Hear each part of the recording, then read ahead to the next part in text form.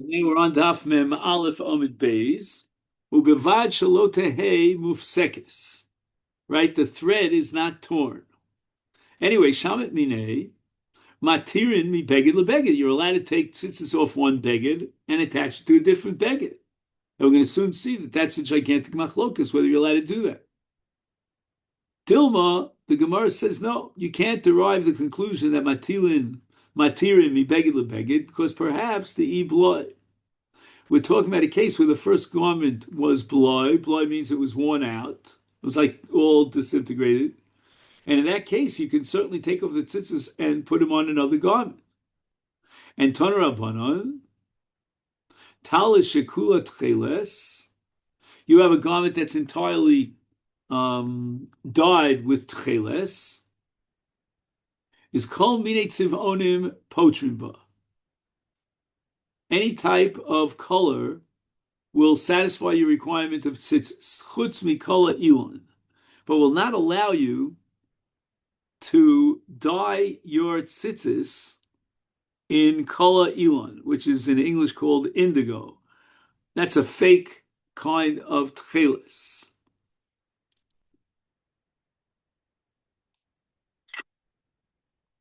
And apparently the reason for this is that we're afraid that if you dyed wool with indigo and nobody's going to know whether it's tchelis or not, then he might come to use it as white threads, and that might undermine his kiyum of tzitzis, certainly in the case of Beged Shel Pishtan.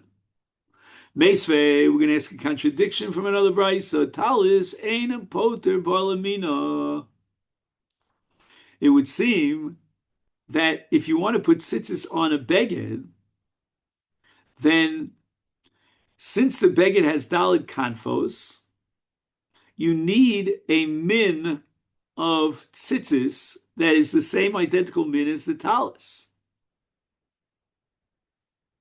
And therefore, talis shetkula tcheles, maybe tcheles, vidover acher, vitolaba.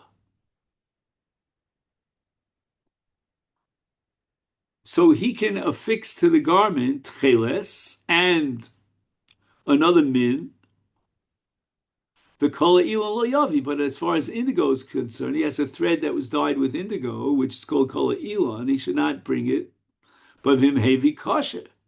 So we see that you could be mekayim the mitzvah of tzitzis even with a thread of indigo onto a tcheles garment. So what do we do now with the original brisa that we started with? Omer Rav Nachman bar Yitzchak, lo kasha. We can reconcile this contradiction because kan b'talis bas arba chutim, v'kan b'talis bas shmona chutim. Now, we're going to have a sugya later on Daf Mem Beis about how many chutim you put into the hole on each garment that has four corners, whether it's 4 or 8, meaning 2 that are doubled over.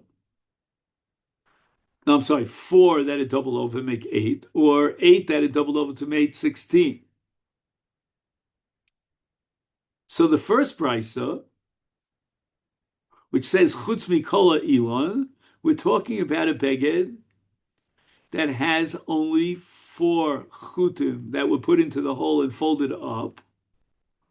And you can't use indigo, meaning a thread that was dyed by this dye called indigo, called elon, to be mashlim, that which is absolutely critical in the 4 chutim. But the second brisa, which had a more liberal approach, is talking about a case where he had shmona chutim.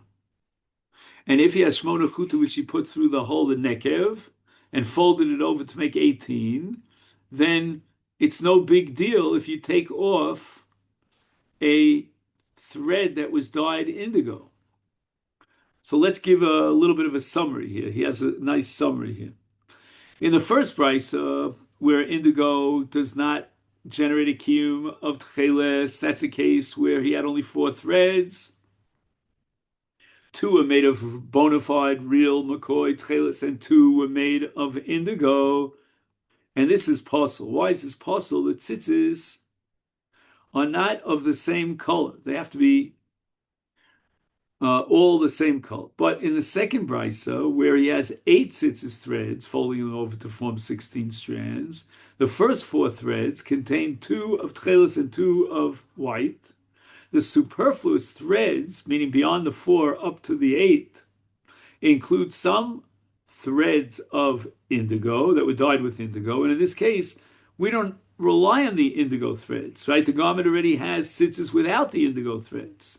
And the Bryce is teaching us that one should not affix indigo to his garment, even in such a case, because let's say the owner sells his garment, the buyer mistakenly thinks that the indigo threads are tcheles.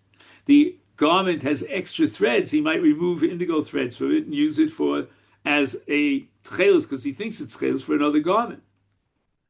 But b'di'evet, if one did affix an indigo thread which was superfluous, who was above and beyond the number that he needed, then the tzitzis are kosher because of the other threads.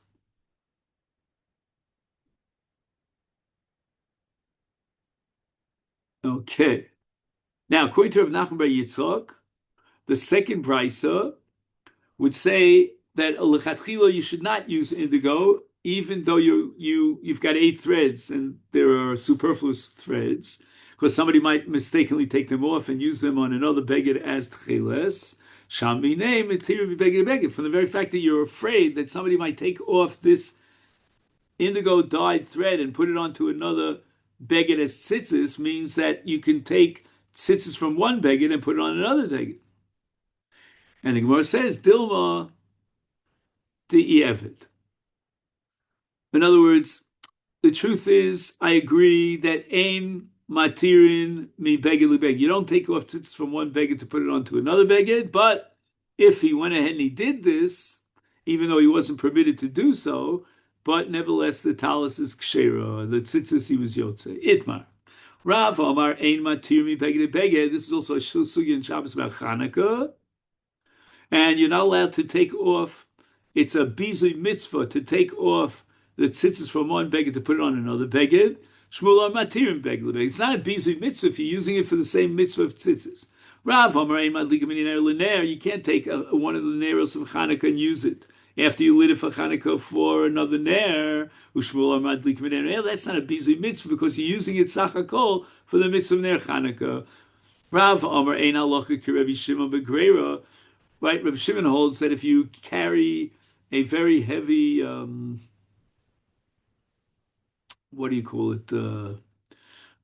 We'll call it a carriage for our purposes, and you drag it through soft soil, and you're making furrows, which is a meleches charitza, which is a told of meleches choresh.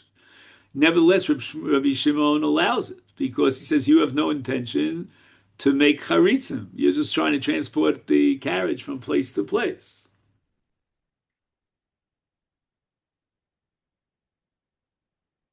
Shmuel Amar Alocha Rabbi Shimon Begreira. Shmuel is Mekil and he accepts Rabbi Shimon. It's a Dover Sheni Miskaven and it's Mutter.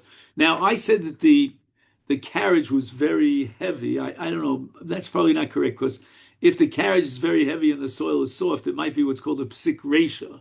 And Moder Rabbi Shimon psik resha. Omar Abai Kol Mili Demar Ovid Kerav. In generally, we always paskin like Rav, at least in Dina Yisur and mitzvos. Lebar mihani tlas de'ovi k'Shmuel. There are three statements in which Shmuel disagrees with Rav, and we passing like Shmuel. Number one, matirim beged we're more lenient, and we allow you to take tzitzis from one beged.